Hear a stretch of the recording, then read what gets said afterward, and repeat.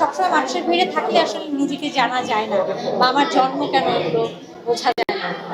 আমি স্বাধীন থাকতে ভালোবাসি। আমাকে একটু স্বাধীন থাকতে দিলে তো আপনাদেরই লাভ, সৃষ্টিশীলতা বাড়বে। আমার মানে আপনারা যেটা বোঝাতে চাচ্ছেন যে সহযোগিতার বা একটা সঙ্গী বা বিপদে বা আনন্দের সময় শেয়ার করার মানুষ, এরকম মানুষ আমার ফ্যামিলিতে নিশ্চয়ই আছে। আমার ফ্যামিলি আমার খুব বড় শক্তি। আমি সবসময় বলেছি যে আজকে আমি যে কুসুম শিকদার, তার পিছনে আমার ফ্যামিলি 4-5 জনের ভূমিকা অনস্বীকার্য। এবং তার মধ্যে অনেকে, আমি শুনেছি অনেক পুরুষ বিদ্বেষী কথা বলে। আমি একদমই সেরকম না। আমার আমার জীবনের অভিজ্ঞতা থেকে আমি বলতে পারি, এ পর্যন্ত আমি যে এসেছি 4-5 জন পুরুষের ভূমিকা ছাড়া আমি আজকে কুসুম শিকদার হতে পারতাম না। সো পুরুষের ভূমিকা একজন নারীর সফলতার পিছনে অনস্বীকার্য, এটা আমি স্বীকার করি 100 ভাগ।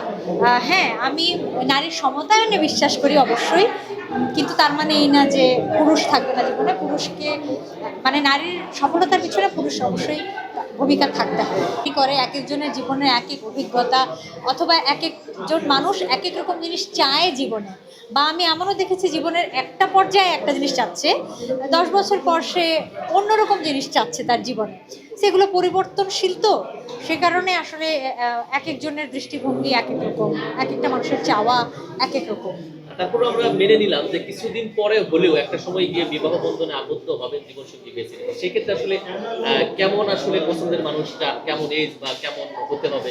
আমি সবসময় বলে আসছি যে আমাকে যে বুঝবে বা আমি যাকে বুঝতে পারবো, আন্ডারস্ট্যান্ডিং, মেন্টাল হাইট, সাপোর্টিভ, এই ব্যাপারগুলো তো বিশেষ করে আমরা যারা ইন্ডাস্ট্রিতে কাজ করি, শোবিজ মানে হচ্ছে শো বিজনেস।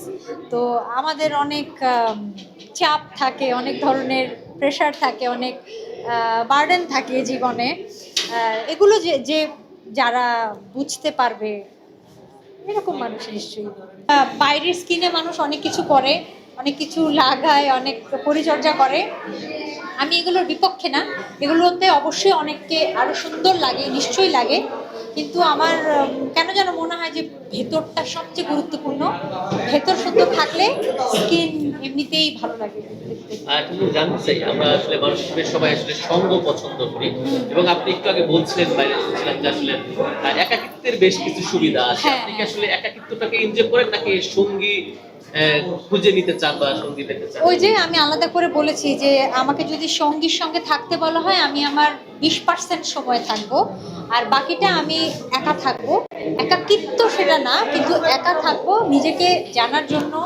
আমার জন্ম কেন হয়েছে, আমি কেন আছি, আমার আরো কি করা উচিত মানুষের জন্যে, সবার জন্য বা নিজের জন্য, এগুলো নিয়ে আমি ভাবতে পছন্দ করি। আর লিখতেও সুবিধা হয়, আমি যেহেতু মাঝে মাঝে লিখি, আমার লিখতেও সুবিধা হয়। আমার মনে হয় নিজেকে জানার জন্য এবং মানুষের জন্য আমি কি করতে পারি, এগুলো চিন্তা করার জন্য আসলে কিছুটা একা থাকা অবশ্যই প্রয়োজন। সব সময় মানুষের ভিড়ে, আমাদের কাজটাই তো এরকম যে বেশিরভাগ সময় মানুষের সাথে থাকতে হয়।